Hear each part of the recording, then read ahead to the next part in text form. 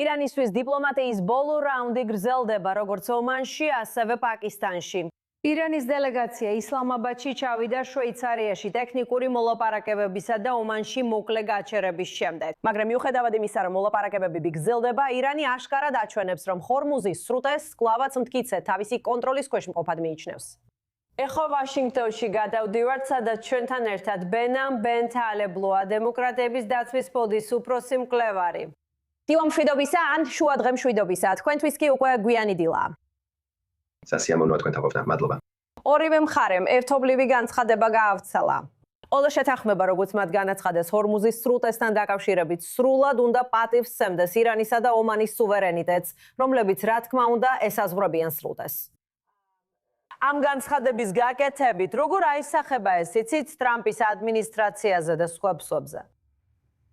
კი, ნამდვილად ფიქრობ, რომ ეს არის ის, რასაც ტრამპის ადმინისტრაცია უნდა და ნამდვილად ვალდებულია მიაქციოს ყურადღება, რადგან მემორანდუმის, ურთიერთგაგების მემორანდუმის ისლამურ რესპუბლიკასთან ერთადერთი რეალური მიზანი ჰორმუზის სრუტის გახსნაა. ეს იყო ის გადამწყვეტი ბიძგი, რომელმაც ადმინისტრაცია აიძულა მოლაპარაკების მაგიდასთან დაჯდომა და ასე სწრაფად და ასე ბევრის დათმობა. ამ 60 წლიან პერიოდში, როდესაც ისლამური რესპუბლიკა და ამერიკა მოლაპარაკებებს აწარმოებენ, რომ ურთიერთგაგების მემორანდუმიდან საბოლოო ან უფრო ფართო შეთანხმებაზე გადავიდნენ, ეს მოლაპარაკება, ეს შეხვედრა ირანსა და ომანს შორის არის მტკიცებულება იმისა, რომ რეჟიმი იყენებს თითოეულ ძამს, რათა შეძლოს წინ წაიძიოს თავისი სხვა, უფრო დიდი და სტრატეგიული მიზნებისკენ რეგიონში.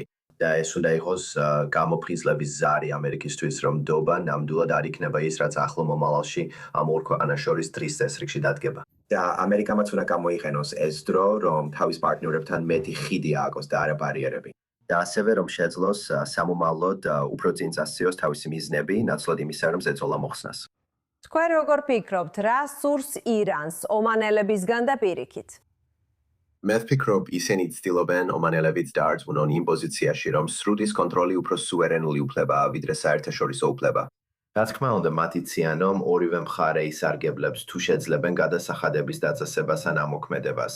და ისინი ცდილობენ ომანელები დაარწმუნონ, რომ განაბრძონ ამერიკული წესრიგისგან თავის არიდება, რაც ომანელებისთვის ისედაც საკმაოდ შესაძლებელი იყო, რადგან მათ ჰქონდათ ან თითქოს ჰქონდათ შვეიცარიის მსგავსად ნეიტრალური როლი რეგიონში.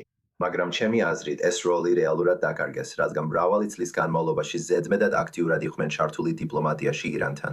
და ასევე ეს როლი გადაფარა სხვა ქვეყნების კონსტელაციამ ახალ პარადიგმაში, რომელსაც STEP ეწოდება, საუდის არაბეთი, თურქეთი, ეგვიპტე, პაკისტანი, რომლებმაც ნამდვილად დაჩრდილეს ომანელების როლი. ესე რომ ირანი ცდილობს, რომ ომანი აქ თავის ადვოკატად აქციოს.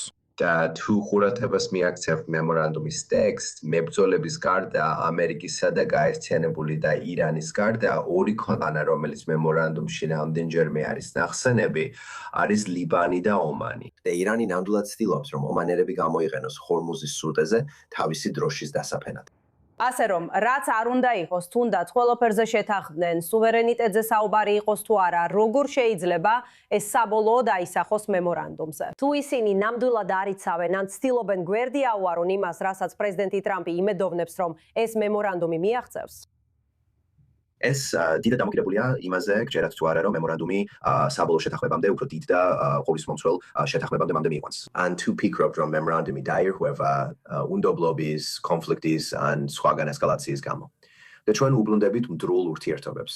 ან თუ ფიქრობთ, რომ მემორანდუმი უსასრულოდ გაგრძელდება მთელი ტრამპის ადმინისტრაციის განმავლობაში. რათა რეჟიმმა შეძლოს დროის მოგებით ფულის გენერირება, გამოიყენოს თავისი ბერკეტები მაქსიმალური ზეწოლის სანქციების თავიდან ასაცილებლად. თუ ეს უფრო დიდ გარიგებად გადაიქცევა, ბევრი რამ გვაქვს სანერვიულო, რადგან ირანელები მემორანდუმში რეალურად მხოლოდ იმაზე საუბრობენ, რომ ჰორმუზის სრუტეში 60 დღის განმავლობაში გადასახადს არ დააწესებენ. და მათი რადიკალური მედია.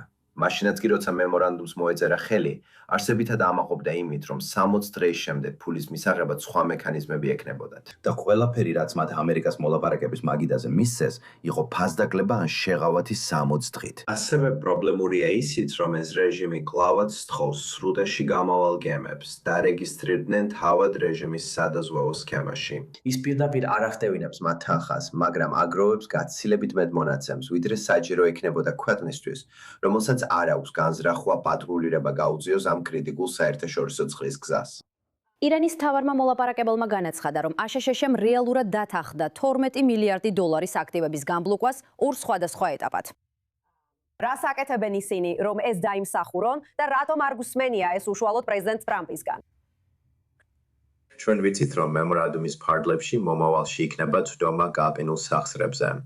კითხვა, ისინი უფრო მკაცრ ესკროში მოექცევიან და შეიზღუდებიან, თუ იმ ჰუმანიტარული კანონებითა და გამონაკლისებით იქნებიან მართული, რომლებიც აშშ-ს წინა სანქციების რეჟიმებში არსებობდა.